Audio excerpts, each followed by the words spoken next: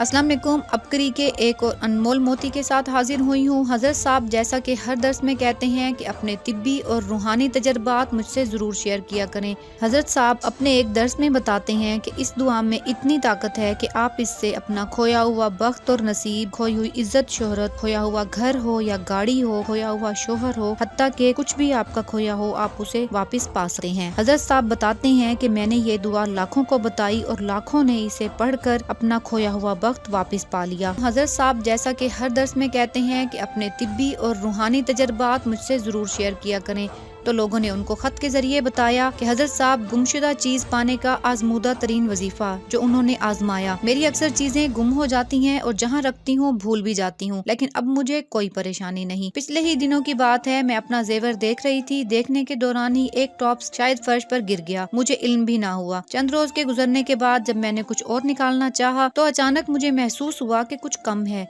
देखने पर पता चला कि मेरा सोने का टॉप्स गायब हो चुका है। सब कुछ देखा लेकिन वो कहीं ना मिला।